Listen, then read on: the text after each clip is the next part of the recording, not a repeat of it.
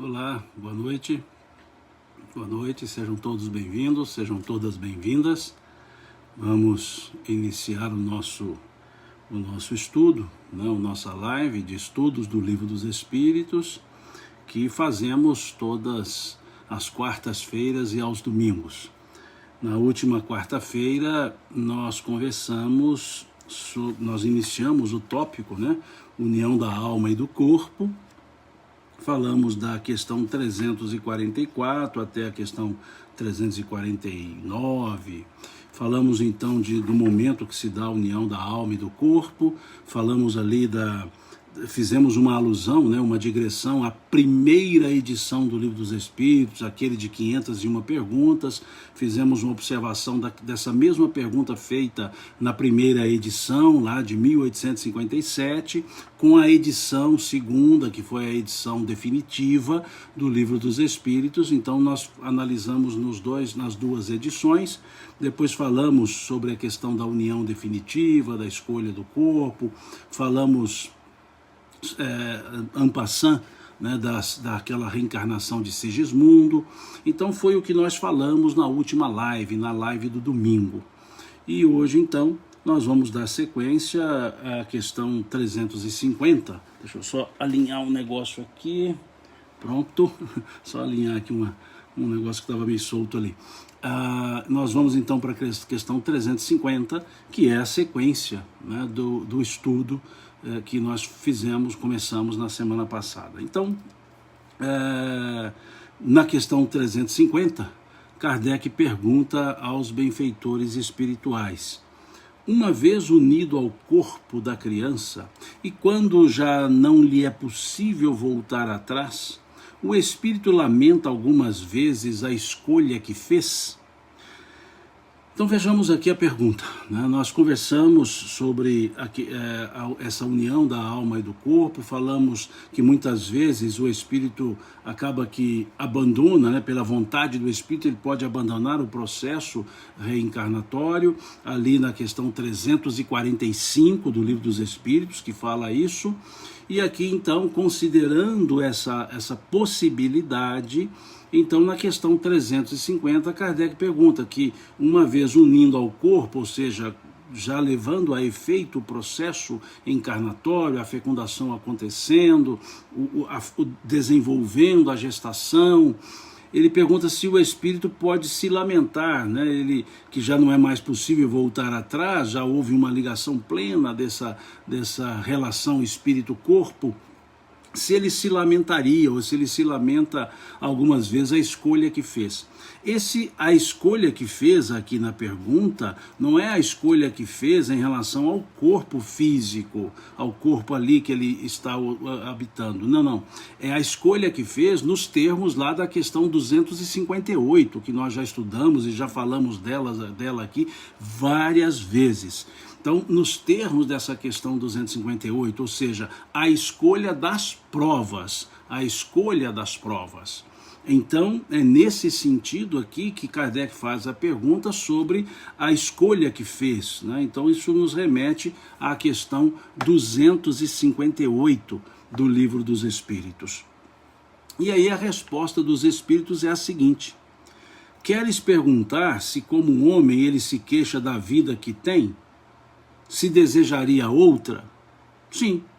Se lamenta a escolha que fez? Não, pois não sabe que a escolheu. Aqui nós vamos dar uma paradinha, depois a gente segue a resposta. Vejam como os Espíritos dizem.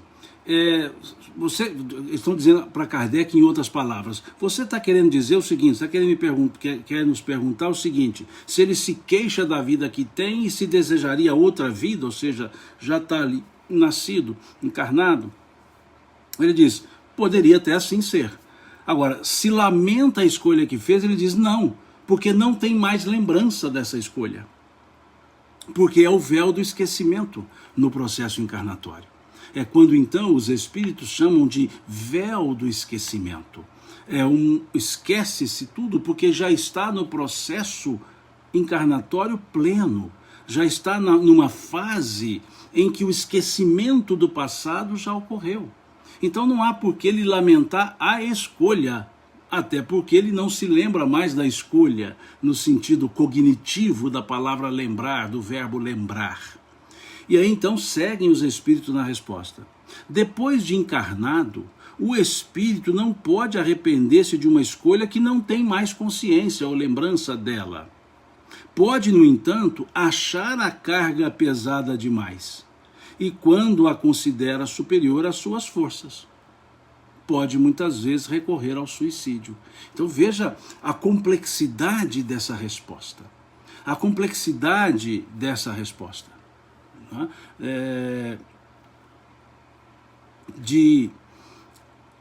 Dessa escolha da prova, de estar aqui, de não se lembrar mais do fato.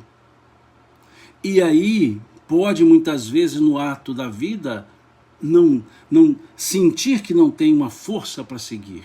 Mas tem, porque foi uma escolha. Precisa de uma busca intuitiva para isso. E isso então nos leva à questão 941 ou 43, vamos dar uma olhadinha, não tem problema. Nós já falamos sobre ela aqui, acho que é 941 ou 43, vamos olhar aqui que a gente... 43, porque aqui a resposta da questão então 350 os espíritos dizem na segunda parte: pode, no entanto, achar a carga pesada demais e, quando a considera superior às suas forças, recorre muitas vezes ao suicídio. Então é preciso olhar a questão 943, porque a questão 943 vai nos falar do desgosto da vida, ou do desgosto pela vida. Pergunta-se assim na questão 943, de onde vem o desgosto pela vida que se apodera de certos indivíduos sem motivos que os justifiquem? Veja, sem motivos que o justifiquem. É essa sensação trabalhada aqui na questão 350. E aí, então, deixa eu anotar 350, os espíritos respondem: efeito da ociosidade, da falta de fé e muitas vezes da saciedade. Veja, ociosidade, falta de fé e saciedade. Para aquele que exerce suas faculdades com um fim útil e de acordo com as suas aptidões naturais, nada tem de árido e a vida se escoa com mais rapidez. Suporta as suas vicissitudes com tanto mais paciência e resignação, quanto mais age, tendo em vista a felicidade mais sólida e mais durável que o espera. Então essa questão 943, ela vem explicar bem, essa expressão recorre ao suicídio, vai explicar bem que a falta de fé, a saciedade, a ociosidade e essa vontade de querer seguir é que muitas vezes propicia isso. E aqui fica claro então que é aquele momento em que o espírito, que todos nós precisamos dar uma parada. Se acharmos a carga difícil, a carga pesada, é hora de buscar auxílio, para que outros nos auxiliem nessa carga, vamos dizer assim, e perceber que nós escolhemos o gênero, e se nós escolhemos como escolhemos, nós temos as forças para isso. Esse é o sentido da frase de Jesus: meu Pai não coloca fardos pesados em ombros fracos. Por que não há fardo mais pesado do que a capacidade da força? Porque é dentro do processo de escolha. Foi escolhido um gênero. Acontece que aqui encarnados nós nos desligamos um pouco, esquecemos dessas programações, e nas adversidades nós muitas vezes sucumbimos por não buscar no interior, na consciência, melhor dizendo, na intuição, essa ideia de força. E se nós olharmos então essa questão 943, nós veremos que se trabalharmos, se não desenvolvermos, se não formos ociosos, se não nos sentirmos saciados no sentido de nada mais a fazer, e se perdermos a fé, aí sim pode abater um certo desgosto existencial. Então, como lidar com esse desgosto existencial? Colocando foco na nossa vida, colocando claramente o nosso objetivo evolutivo e entendendo que, embora não esteja tudo bem, tudo está na conformidade das escolhas feitas. E nós podemos refazer, aqui também encarnadamente, algumas das nossas escolhas para o melhor. conforme vemos na questão 259 do Livro dos Espíritos, certo? Aqui uma pergunta, Maria Sueli de Souza, ela diz assim: no domingo perguntei, mas você não teve condições de responder, mesmo na reencarnação compulsória, o espírito pode escolher o gênero de provas? Em tese sim, em tese sim. Nós explicamos lá no domingo passado essa questão da compulsoriedade, que não é um castigo, é uma necessidade premente que é exercida. Agora, podemos, tendo consciência, tentar organizar melhor esse processo. Então, em tese, pode-se escolher, mas também pode-se ser tão reticente, tão recalcitrante, que acaba que a necessidade faz a prova, ou seja, a própria necessidade do espírito é o gênero de prova estabelecido. Então, pode algumas vezes ele escolher, ele dar os indicativos, outras vezes não. E em tese, veja, não estou fechando a questão, em tese, a maioria de vezes a própria compulsoriedade estabelece as provas em função da necessidade. Foi quando eu dei o exemplo da injeçãozinha lá numa criança, que por ela não tomaria, e os pais acabam dando a injeção por saber que o resultado é benévolo, mesmo que há a dor do processo. Então o processo reencarnatório, muitas vezes na compulsoriedade, que não é uma punição, na compulsoriedade é a necessidade sobrepondo o desejo, foi o que eu disse no domingo passado. E essa necessidade acaba sendo própria, as provas acabam sendo em conformidade com essa necessidade, ok? Seguimos, vamos seguir aqui com a leitura, né?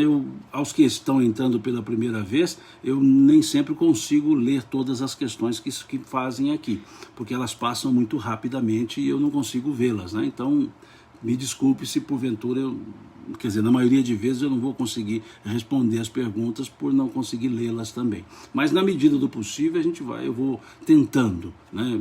Dou uma paradazinha, mexo aqui para ver se tem a pergunta ou não. Fiquem à vontade para fazer as suas observações, os acréscimos, que também vocês vão olhando, né, o que cada um vai escrevendo, no que cada um escreve aqui, cada um faz a sua observação, então as pessoas vocês mesmos vão trocando as ideias, mesmo que eu não as veja, né, porque passa muito rápido aqui na linhazinha. Tá certo? A questão 351, então, do Livro dos Espíritos. Só um pouquinho. No intervalo que vai da concepção ao nascimento, o espírito desfruta de todas as suas faculdades? Essa pergunta, ela vem ao encontro da questão 344. Por que eu digo que ela vem ao encontro? Porque na questão 344 disse que a união começa na fecundação e só se consolida no nascimento, como está escrito aqui. A união começa na concepção, mas só se completa no momento do nascimento. Então, se a união começa na concepção e se consolida no nascimento, há um período em que está se, digamos, densificando esse processo reencarnatório, que é o que coloca aqui, que há um espírito designado, que a esse se liga, e cada vez mais vai se apertando esse laço até o instante que a criança vê a luz.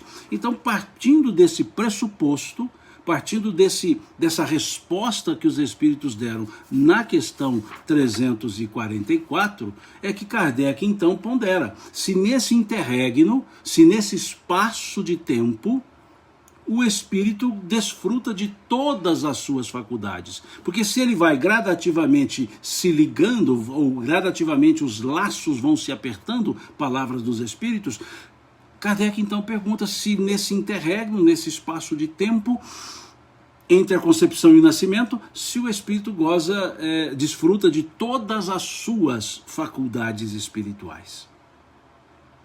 E aí os espíritos dizem, mais ou menos. Eles respondem, mais ou menos, conforme a época, porque ainda não está encarnado, veja, está em processo ainda a gestação, mas apenas ligado. A partir do instante da concepção, o espírito começa a ser tomado de perturbação que o adverte de que chegou o momento de começar a nova existência. essa perturbação vai crescendo até o nascimento. Nesse intervalo, seu estado é mais ou menos o de um espírito encarnado durante o sono do corpo. À medida que a hora do nascimento se aproxima, suas ideias se apagam, assim como a lembrança do passado de que não tem mais consciência como homem, como ser humano, logo que entra na vida. Mas essa lembrança lhe volta pouco a pouco à memória no seu estado de espírito. Então aqui nós temos diversas nuances nessa resposta. E, salvo engano, a Lâmia comentou aqui que há uma ressonância dessa questão 351 com a questão 31 do livro Consolador, né? Ela fez aqui uma observação. Então, sugiro, dei uma lida lá no livro Consolador, na questão 31, que a Lâmia diz aqui, né, postou aqui, que há uma relação da resposta de Emmanuel da questão 31 do livro Consolador com essa questão 351 do livro dos Espíritos. Vou até anotar aqui, Lâmia, Consolador 31, né? Se o livro estiver perto aqui, tá perto, deixa eu pegar o livro aqui, um momentinho, que a gente já olha tudo isso. Já peguei. É o que eu disse a vocês, tá? Eu estou em casa, vocês também, então estamos em liberdade, né? Então nada de formalidade aqui. Deu um pulinho aqui, vou ali, pego na estante e vamos ler. Então vamos ver a questão 31 que a Lâmia citou aqui do livro O Consolador. Vamos ver. A reencarnação inicia-se com as primeiras manifestações da vida do embrião humano? Opa, muito bom, tem a ver mesmo, né? Não só com a 351, tem a ver com a 344 também e com a 351 do Livro dos Espíritos. Já anotei aqui no livro Consolador para poder fazer a remissão, né? Então vejamos, a reencarnação inicia-se com as primeiras manifestações de vida do embrião humano. Para quem não conhece, o livro Consolador é um livro de perguntas e respostas, perguntas feitas ao Espírito Emmanuel, psicografia do Chico, que ele foi respondendo, né? Então vem, desde o instante primeiro de tais manifestações, a entidade espiritual experimenta os efeitos de sua nova condição. Importa reconhecer, todavia, que o espírito mais lúcido, em contraposição com os mais obscurecidos e ignorantes, goza de quase inteira liberdade, até a consolidação total dos laços materiais com um novo nascimento na esfera do mundo. Essa resposta de Emmanuel da questão 31 do livro Consolador, de fato, como bem sugeriu a Lâmia, de fato tem relação direta com a questão 351.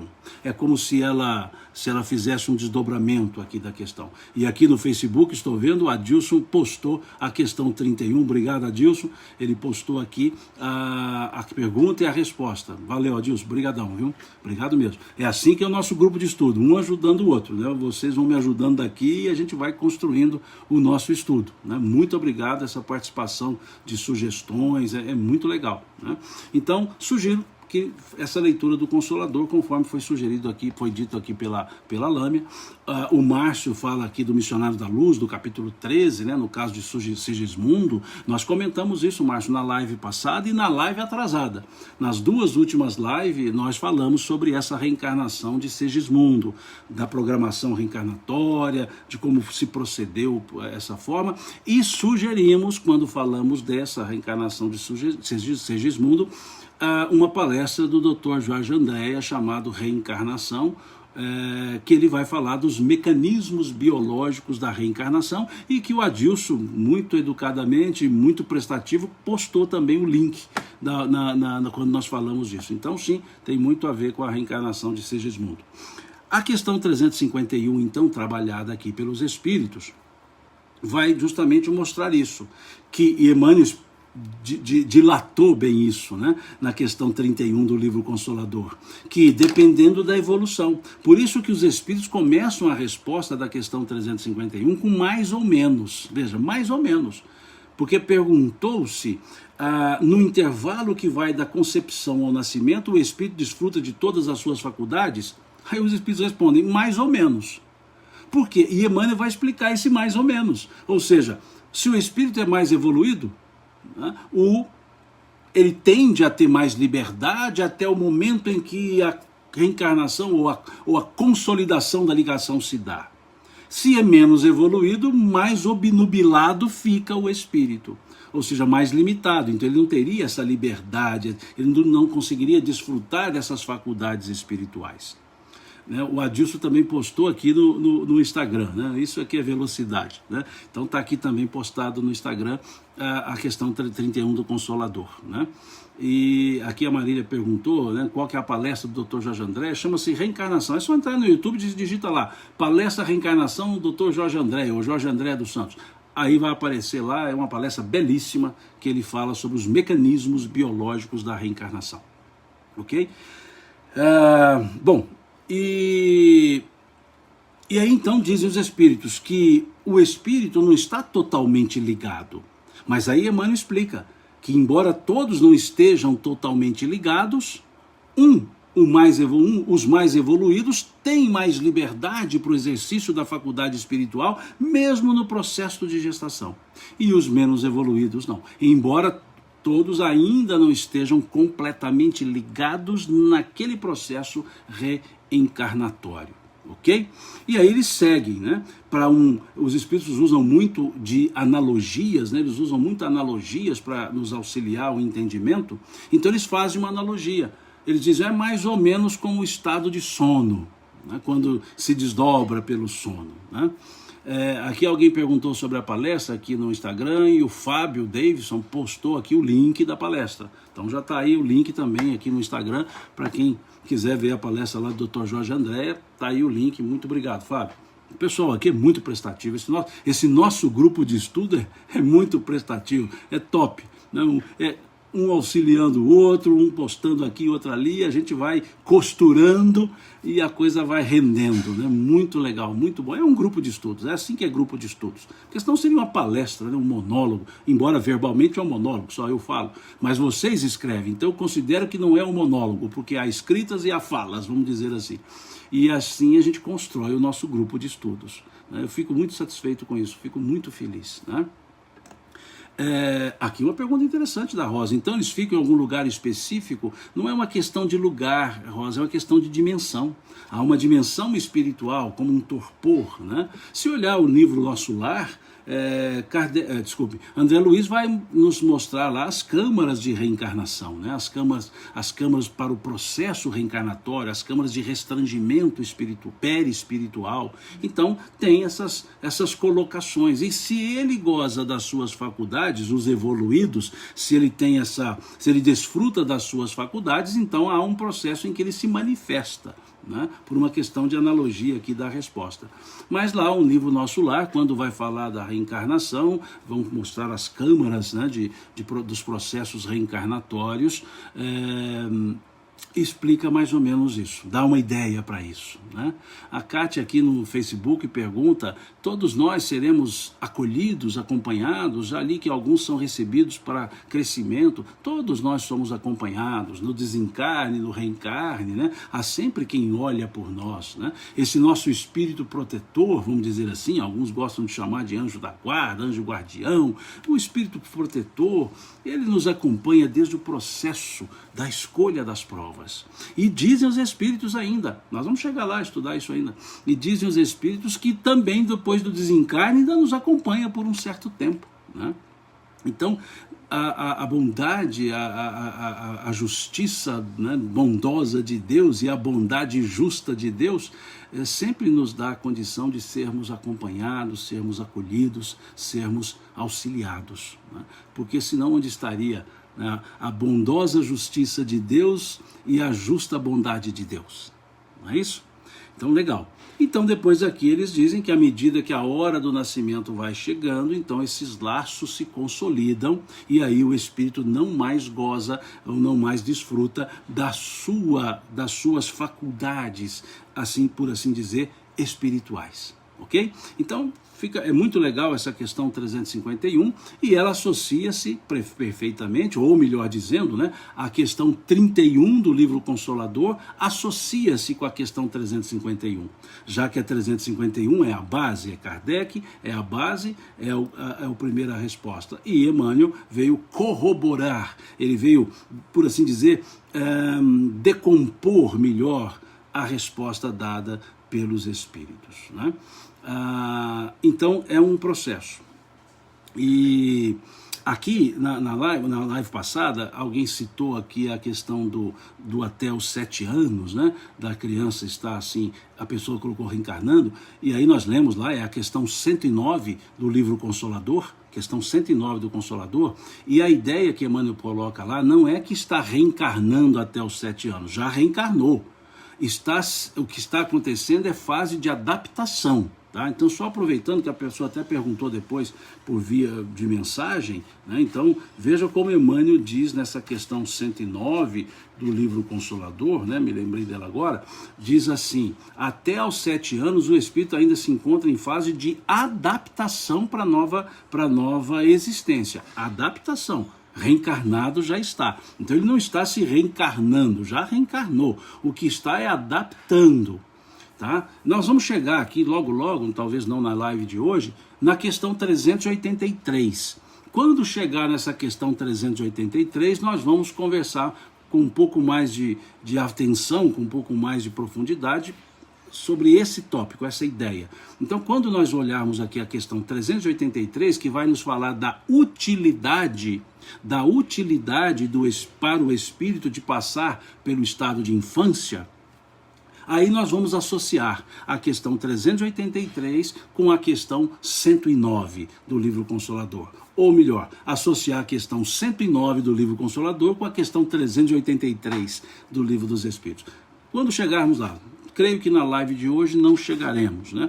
Porque temos ainda outras questões para analisar. Tá certo? Então acho que deu uma ideia para a pessoa que perguntou. Me desculpe, é que são muitas mensagens que eu recebo, acaba passando o nome. E muitas eu não consigo nem ler, porque vão chegando muitas, eu não consigo responder, aí vão chegando outras, né? Vão chegando outras e até peço desculpas aqui, viu? Porque muitas vezes a pessoa me manda uma mensagem, eu não respondo, pode dizer assim: o Simão não deu atenção, o Simão fez pouco caso, né? Como falamos aqui em Minas Gerais. Não é isso, não é pouco caso não. É que são muitas essas mensagens. E aí acaba não dando tempo de ler naquele momento, chegam outras, e aí fica difícil. Eu recebo o direct, né, pelo Instagram, pelo Facebook, lá no YouTube, e aí vai ficando difícil para eu responder, tá? Então não é má vontade, eu gostaria de responder, mas nem todas eu consigo, nem todas, realmente não consigo, porque são muitas mesmo. Eu até acho ótimo isso, né? Porque a gente pode trocar ideias, mas nem sempre eu consigo. Então já peço aqui desculpas por não responder algumas perguntas ou algumas mensagens que me chegam, né? Pelo direct que vocês mandam depois. Então não é má vontade, pelo amor de Deus. Até mesmo nas postagens que eu faço. Eu faço a postagem, a pessoa muito educadamente vai comentar a postagem e eu não consigo comentar de novo, né? Porque acaba que são muitas vezes. Aí tem meu dia muito cheio, né? O trabalho profissional me toma o dia inteiro. Eu saio às 7 e pouquinho, 8, e chego aqui às 8 da noite em casa. Então fica um pouco difícil para eu ajustar, tá bom? Certo? Eu gosto de pedir desculpas para explicar, porque é ruim quando tem mal entendido, né? Então, por isso que eu faço essas paradinhas aqui, explico, justifico-me algumas vezes, né? Para mania de mineiro, mania de mineiro, né? Como dizia minha mãe, colocando os pinguinhos nos izinhos, né? Para não ficar mal entendido, tá certo? Bom, questão então 352 do Livro dos Espíritos. No momento do nascimento, o espírito recobra imediatamente a plenitude de suas faculdades. Legal, né? Então tá bom, ele está naquela fase de torpor, de restringimento perispiritual. E quando nasce, ele recobra então essa faculdade? Pela resposta que nós já vimos da questão 350, nós poderíamos dizer que não. Mas vamos ver o que os espíritos falam. Não, não. Elas, as faculdades, se desenvolvem gradualmente com os órgãos. Para ele é uma nova existência. É preciso que aprenda a servir-se de seus instrumentos. Seus instrumentos são os órgãos, ou seja, seus órgãos físicos. As ideias lhe voltam pouco a pouco, como um homem que desperta e se encontra numa posição diferente da que ocupava na véspera, né? Dormiu num lugar e acordou no outro. Então vejam, aqui os espíritos vão dizer que há uma gradação, ou melhor dizendo, uma gradatividade nesse processo de ir devagar retomando parte da sua consciência, parte, porque nem tudo recobraremos, porque o véu do esquecimento é imperioso, né? É imperioso. Então, gradativamente vai se recobrando. E aí anotem, né, nessa questão 352, a questão 383 e a questão 385, que tem muita relação com essa questão 352. Porque lá na questão 383 vai nos mostrar a utilidade do estado de infância. Vai perguntar qual é para o espírito a utilidade de passar pelo estado de infância. E na questão 385 vai ser uma pergunta que vai desdobrar isso. Na 385 vai ser perguntado aos espíritos, Kardec pergunta aos espíritos, por que a pessoa, numa determinada época, mais especificamente ao sair da adolescência, modifica a sua conduta? É o espírito que se modifica? E os espíritos vão responder que não, que é o espírito que retoma a sua natureza e se mostra como ele é. Então percebamos então que essas duas questões, na questão 383, quando pergunta qual é a utilidade de passar pelo estado de infância, os espíritos vão dizer que nessa fase o espírito está em desenvolvimento na sua maturidade, no despertar da sua consciência. E que nessa fase, então, ele é mais sugestivo às informações. Então nós vamos perceber que na fase da infância, os órgãos, o corpo não desenvolvido, os órgãos não desenvolvidos, obluminados, o espírito fica ali como que aprendendo. E quando chega numa fase, ele retoma a sua natureza. Então por isso que essas duas questões têm ligação direta com a questão 352 que nós lemos agora. Quando chegar lá na 383, na 385, nós aprofundaremos nesse assunto. Mas eu só estou dizendo para vocês, dê uma olhadazinha lá depois e percebam como vai ajustar isso. Né?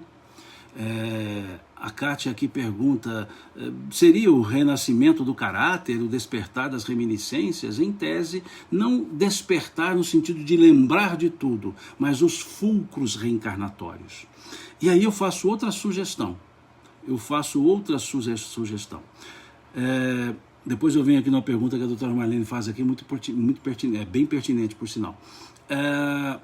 Leiam lá no livro No Mundo Maior sobre a casa mental que André Luiz trabalha.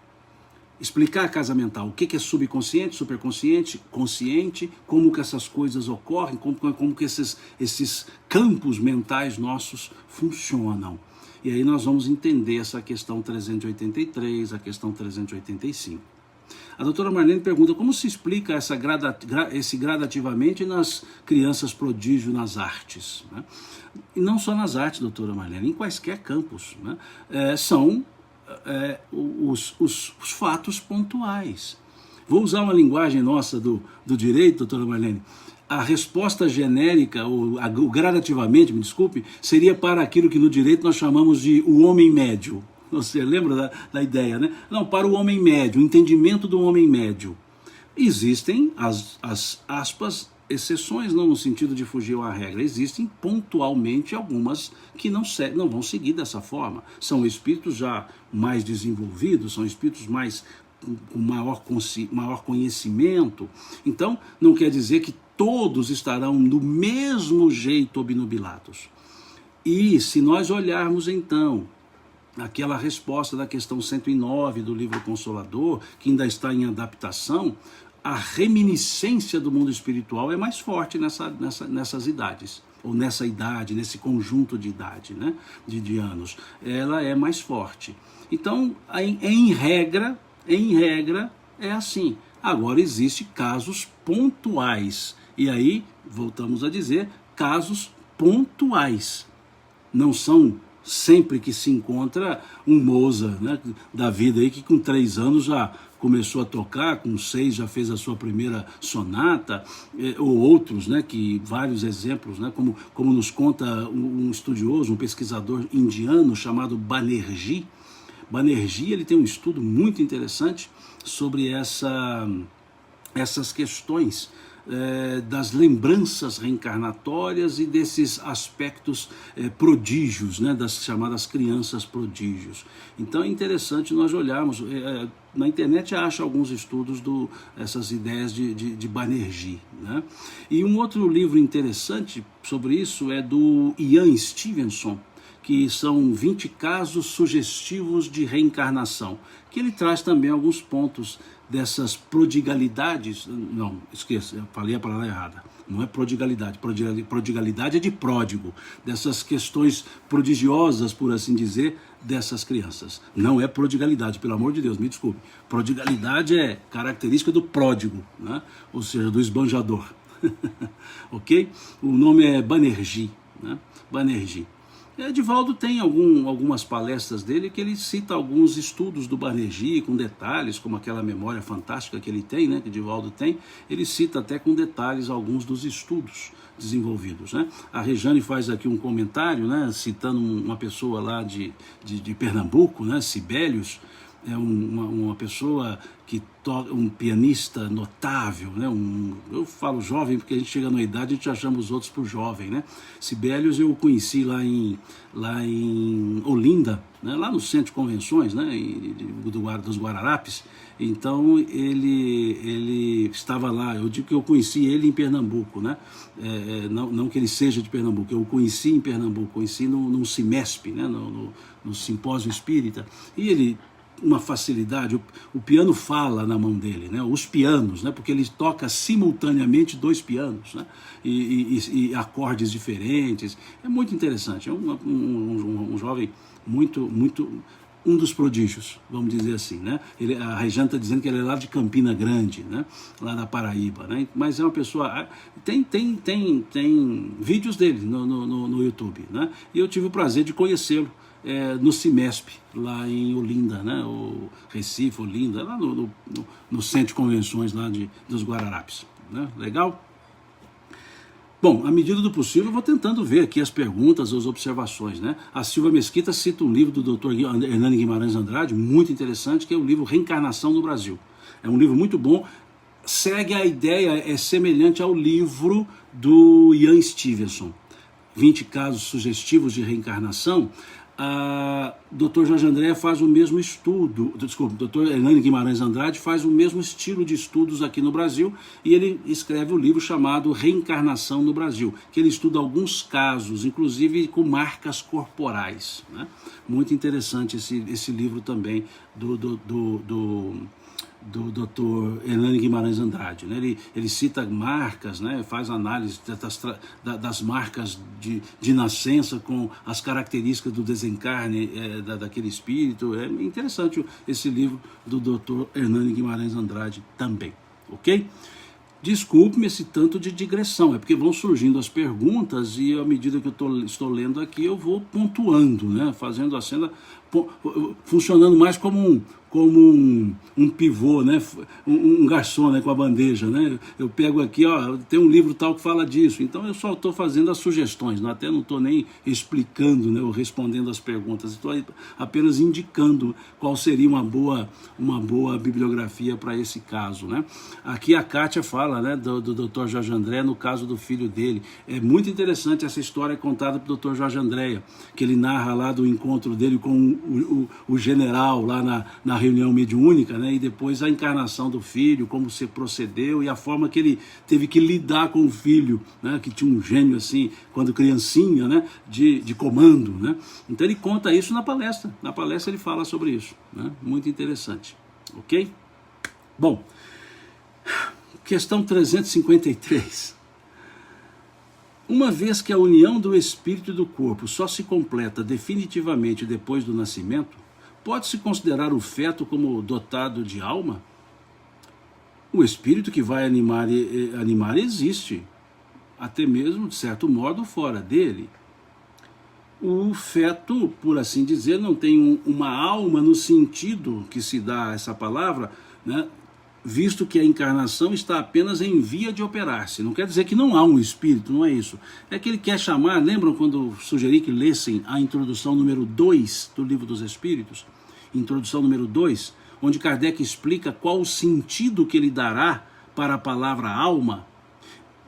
E se nós olharmos a questão 134 do Livro dos Espíritos, quando se pergunta o que é a alma, eles respondem um espírito encarnado. Então o sentido de dizer aqui que não há alma é porque ainda não está encarnado, ou seja, a encarnação só se completa com o nascimento. Então, lógico, quando nasce, aí ele diz o alma, mas é porque essa é uma forma didática que Kardec utiliza.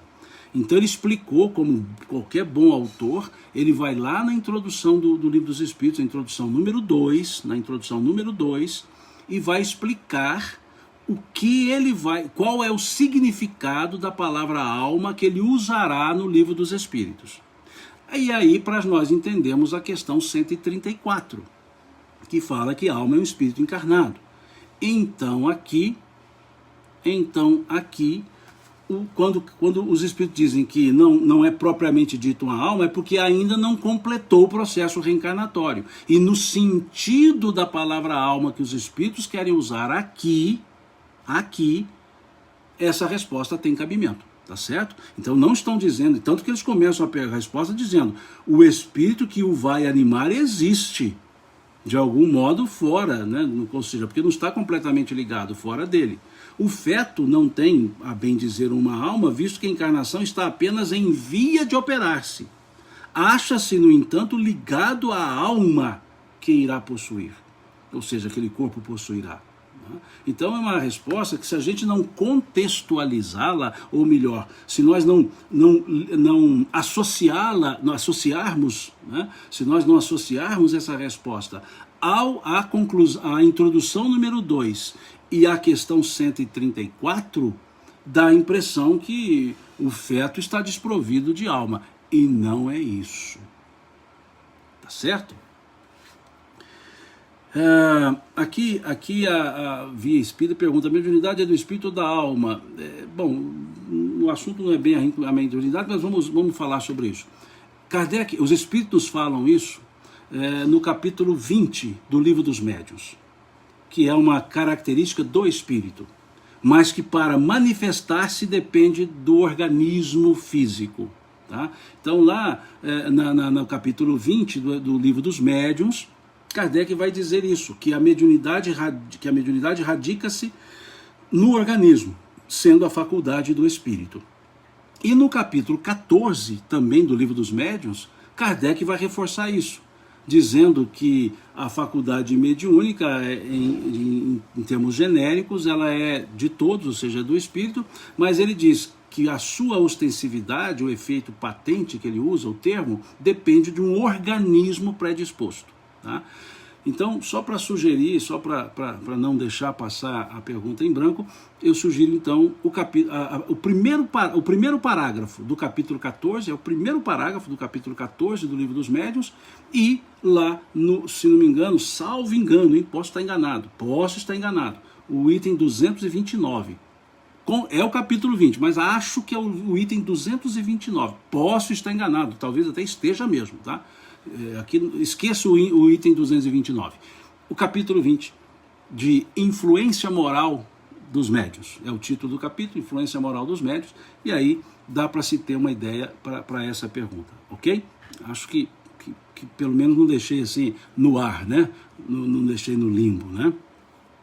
Aí a Marla diz, então a mediunidade é uma predisposição do corpo? Não é uma predisposição do corpo. É que o corpo foi organizado para isso naquele processo reencarnatório que o Dr. Jorge André explica no Mecanismos Biológicos da Reencarnação. O próprio corpo ele é plasmado pelo espírito e valendo-se das cargas genéticas do óvulo e do espermatozoide que vão dar condição para que aquele corpo possa, dentre as condições de prova, ter também as condições para que o espírito se exteriorize e interiorize também o pensamento dos espíritos, ok? Então por isso é que Kardec fala ter um organismo predisposto, tá certo?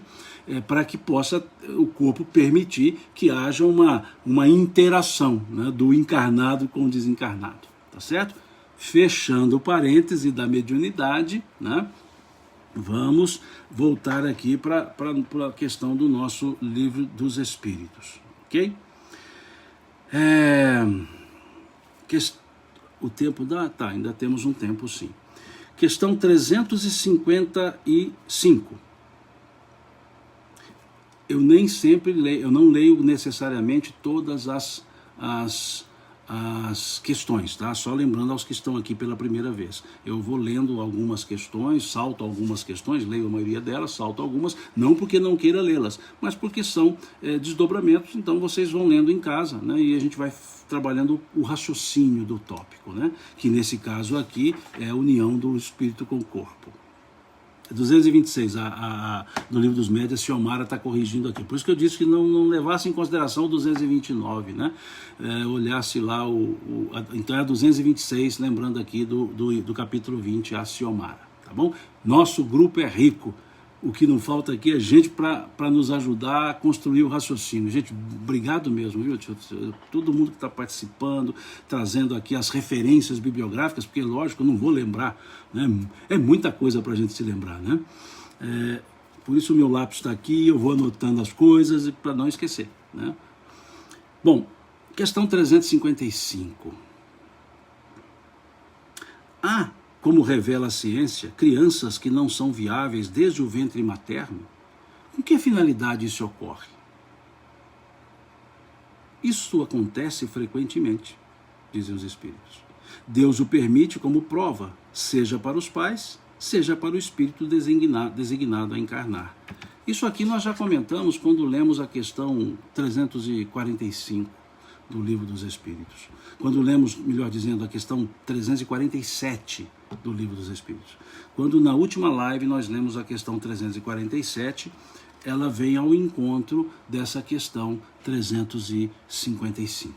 Tá? Que vai dizer que muitas vezes essa inviabilidade gestacional ou da gestação pode ser, eles não são peremptórios, eles não estão sendo reducionistas, né? Não são peremptórios. Pode ser como prova para o próprio espírito ou para os pais. Lembrando que todo o conjunto está no contexto da escolha das provas. Ok?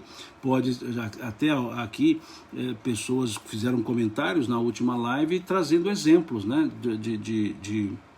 de obras que falam dessa.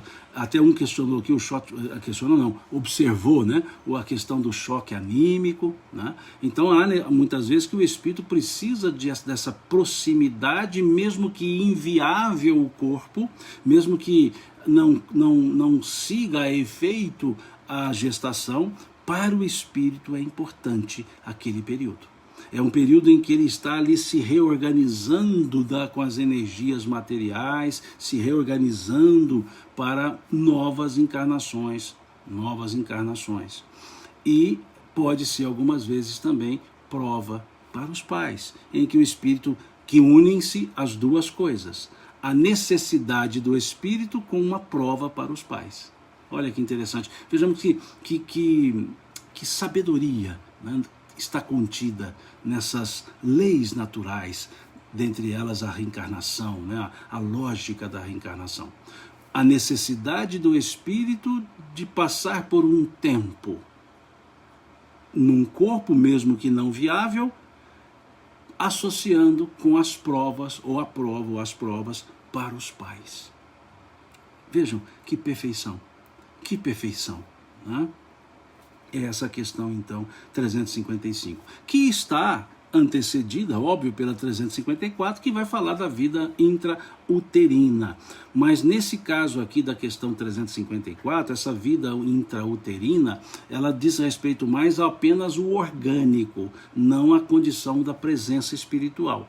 Então a 355 ela vai trabalhar com a presença espiritual, mas com a inviabilidade do corpo, ou seja, a inviabilidade do bom termo da gestação. É a 355. Né? E a 354 está falando apenas do desenvolvimento orgânico. E a 356 vai fechar as duas. E aí vejamos a questão 356. Haverá natimortos que não tenham sido destinados à encarnação de espíritos? Eles respondem sim. Aos que jamais tiveram um espírito destinado aos seus corpos.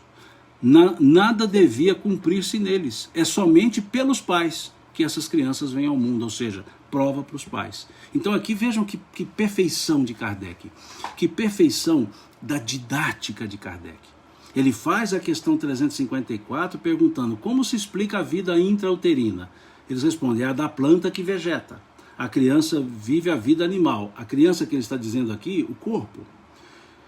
Depois na 355 ele fala, e nos casos em que o corpo não será viável, ou seja, a gestação não chegará a bom termo, o que acontece? Então eles dizem, pode ser uma prova para o espírito, uma prova para os pais. E aí depois na questão 356 vai se ponderar que há natimortos, há natimortos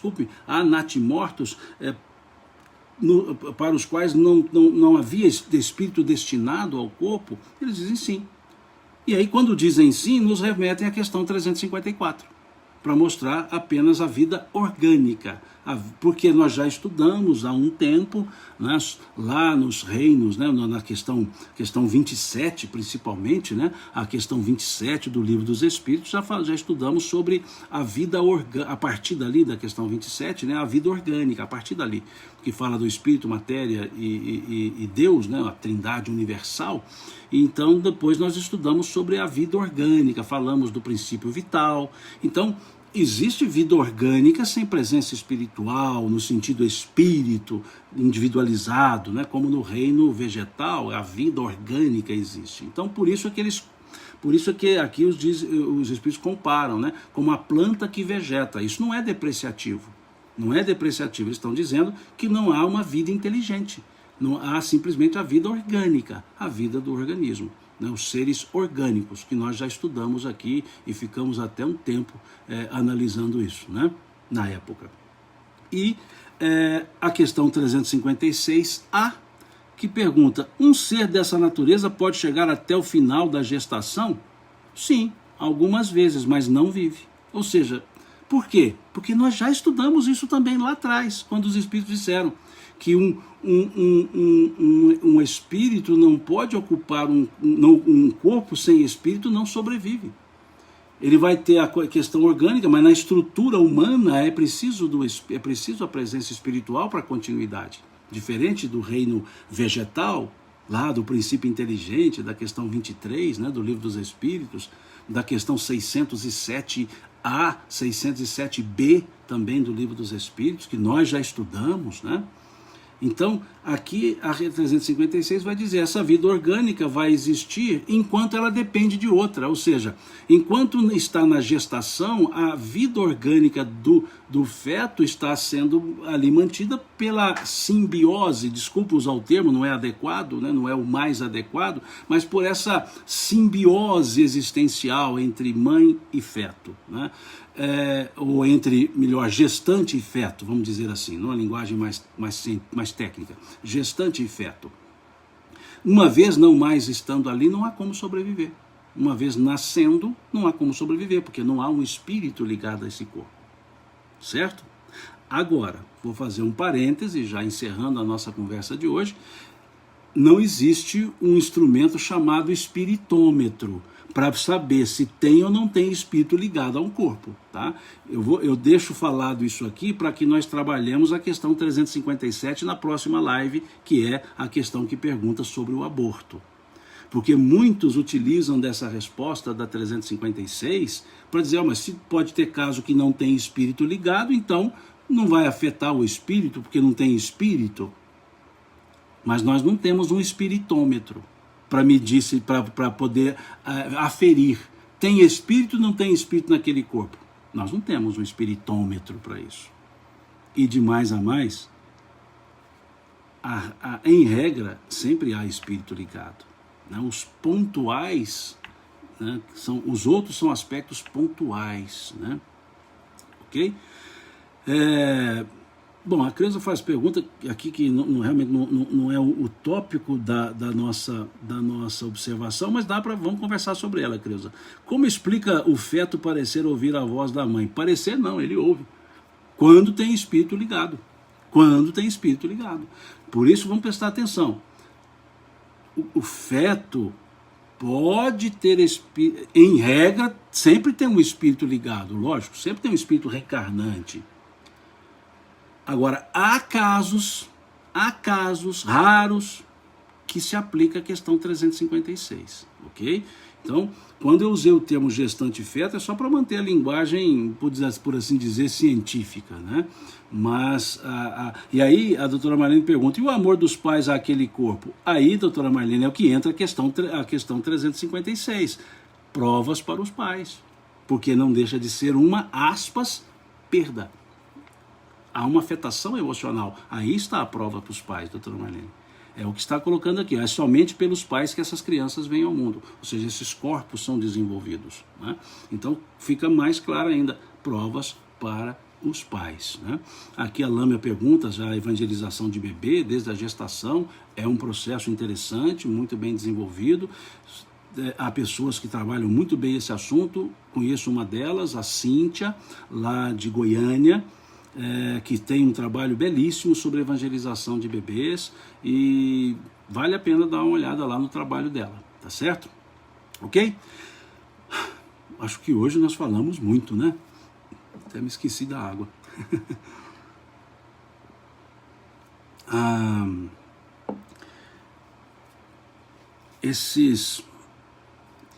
Aí vem outras perguntas, assim, como gestação sem embrião, né? São diversas situações, campo de provas para os pais, campo psicológico, aí tem diversas nuances, né, que vão ocorrer, né? Então, assim, desculpa, não é o tópico, né, para a gente trabalhar efetivamente, né, estamos trabalhando aqui da questão da união, né, do espírito com o corpo, mas existe aquelas situações biológicas, mas nós temos que trabalhar um campo, gente. Toda circunstância, ela faz parte de um campo existencial, de um campo de provas. Então, se é ilusório o processo ou não, o que tem que se olhar é o efeito que isso traz, né? A sensação de perda, a sensação de frustração. Então, tudo isso é um campo de provas, tá certo? Mas aí já tem as explicações da ciência médica que vai falar dessas diversas variantes, né, do processo, né? Bom, então nós paramos por aqui. Na próxima live, domingo que vem, nós começaremos na questão 357, né, que tem como pergunta quais são para o espírito as consequências do aborto.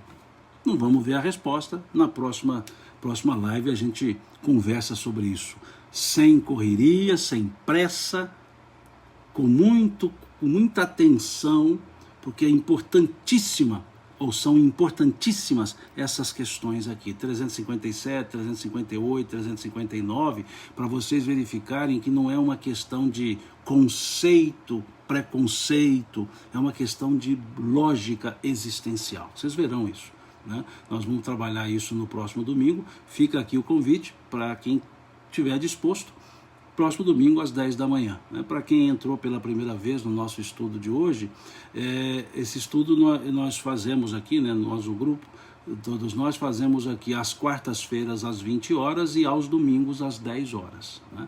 Então é o nosso acordo aqui de reuniões, tá certo?